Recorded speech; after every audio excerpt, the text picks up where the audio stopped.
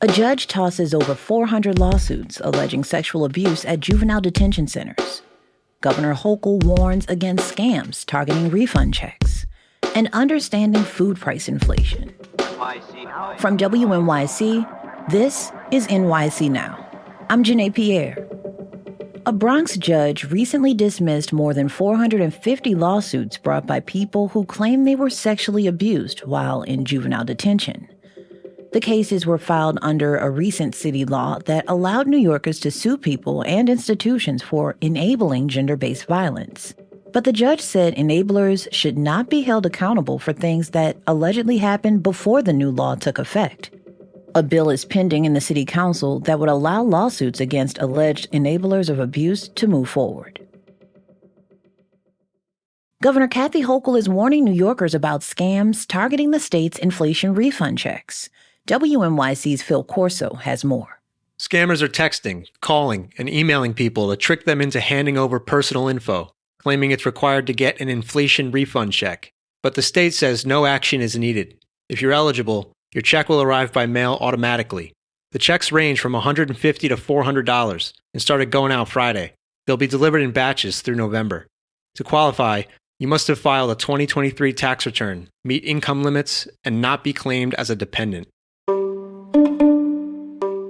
The price of an avocado in New York City can range from 25 cents to $3, depending on where you live.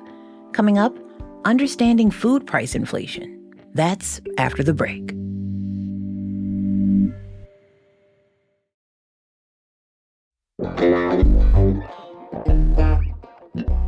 Everyone is feeling the pinch of higher food prices. Next to rent and maybe childcare for those with young kids, food costs are one of our biggest expenses.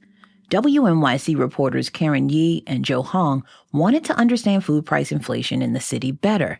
And so they started tracking and comparing prices for the same basket of items, like milk, eggs, chicken, and beef, across 4 grocery stores in each borough. They joined my colleague Michael Hill to talk about what they found. Karen, you wanted to focus on avocados today. Tell us why. That's right. What we found is that of all the items we tracked, the avocado had the biggest price variation. So one can cost as much as $3 in one place or as little as 25 cents in another.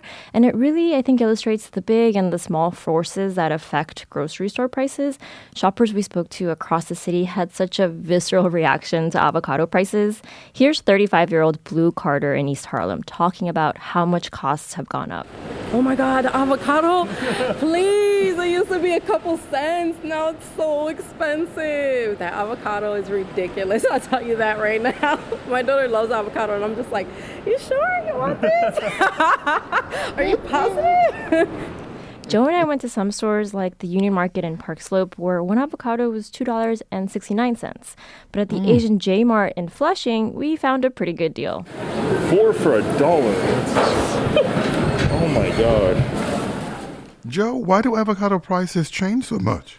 Yeah, so if you want to understand why these prices are so different, you have to start further back in the supply chain before the avocado reaches your produce aisle at the Hunts Point Terminal Market in the Bronx. Karen and I went there earlier this month, and even during off hours, Hunts Point is bustling. Careful behind you. At 1 million square feet, this is the largest distribution center in the world. Avocados, mostly from Mexico, get trucked into loading docks where restaurants, grocery stores, and bodegas will come at night or early morning to pick the best or most affordable produce for their shoppers. Miguel, what do we have, 60 cents avocados? This is where we meet Dan Spurrell from Pan Hellenic Food. Let's go find some avocados. He's the middleman, buying produce from growers from different parts of the world and trucking it into the South Bronx. He says avocado prices are actually pretty low right now. He pulls a case of 60 avocados from the back of a refrigerated truck that only cost him $20. This is as cheap as I've seen it any time recently. Other weeks, the same case can cost as much as $80 or more. So what is affecting prices? Spurrell says at the moment, the city is getting a lot of avocados from California. All that supply is keeping prices low. But Sparrell says the California growing season ends in just a few days, and that means buyers like him will have to turn more to Mexico. And Mexican avocados aren't only more expensive, he says they're more popular. Mexican avocados will always outsell by 10 to 1 Peruvian or Colombian or Dominican. Makes better guacamole. It's got a higher oil content, which makes it creamy. Mexico avocados are always more money than the others, and they're probably worth it. But they're also vulnerable to other market forces. Last year, for example, a criminal cartel got involved in the avocado trade, and it held up avocado exports from Mexico. As a result, prices skyrocketed by 40%. And when guacamole demand spikes during, say, the Super Bowl... Mexico doesn't care that we have it in the Super Bowl. They're not picking extra, but there'll be extra demand here for sure. Now, when you think of rising prices for anything coming from Mexico, you might be thinking tariffs. But at least for now, avocados are exempt from the Trump administration's tariffs on the country. If that changes, that could also cause prices to rise. But no matter how high they get, Sparrell knows they'll sell. The USDA says U.S. demand for avocados has tripled in the last 2 decades. On average, we eat roughly 8 pounds of avocados every year. There's no substitute for an avocado. If you want an avocado, you need an avocado, right? If there's no iceberg lettuce, what do you buy? Green leaf, romaine, spring mix. You know, if there's no broccoli, you buy cauliflower. So that's how avocado prices fluctuate for wholesalers. But what about prices in the grocery aisle, where we all buy them as customers? To answer that question, we went to Jubilee Marketplace in Greenpoint, Brooklyn. The store went viral last year for its $2.75 sliders. The price of a single avocado, $2.99.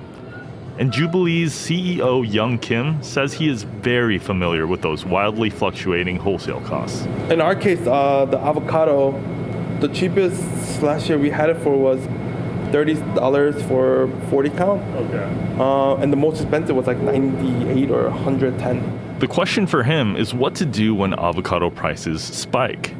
Unlike big chain retailers, Jubilee doesn't have the purchasing power that a J-Mart in Flushing or a Whole Foods has. These big companies can negotiate lower avocado prices by buying huge quantities. That's how you get 25-cent avocados in Queens.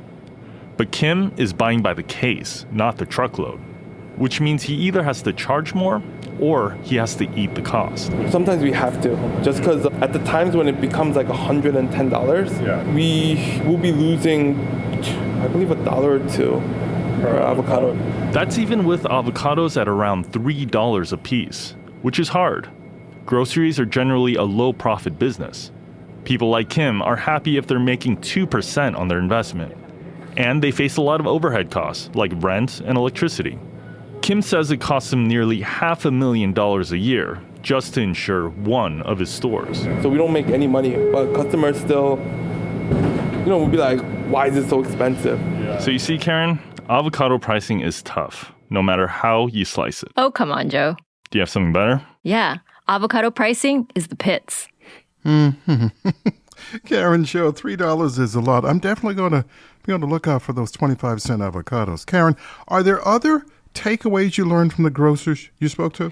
Really, that pricing is more art than science. Grocers are taking a lot of factors into consideration, and that means some items are sold at a loss. And instead, profits are made off of other more premium items like prime rib, sea moss, or sometimes the avocado is a premium item. And they're charging $2 or $3 because, they'll know we'll pay for it. So, Joe, Karen, this reporting is part of a bigger project about grocery prices you're doing. What are some of the other products you're tracking? Yeah, so we selected 11 items after consulting with researchers. We generally try to pick staple items, and we also try to include some items with high price volatility. So one of the items we looked at was whole milk, which was more stable across 3 months, whereas a pound of ground beef varied by $7 between stores in the same month. Another sort of interesting finding was that stores in low-income neighborhoods didn't always have the cheapest prices. So moving forward, every month we'll be focusing on a different trend or storyline we see in our data. That's WNYC reporters Joe Hong and Karen Yee talking with my colleague Michael Hill. Before we go, some welcome news for NYCHA residents. The Adams administration is extending free high-speed internet and basic cable access for public housing residents by 3 years. The city says the Big Apple Connect program serves about 330,000 residents and saves them $1,700 annually. The extension includes $1.2 million from Optimum and Spectrum for digital literacy programming at libraries across the 5 boroughs. It also includes a new online digital literacy training hub for NYCHA residents. The program will now run through June of 2028. Thanks for listening to NYC Now from WNYC. I'm Janae Pierre. We'll be back tomorrow.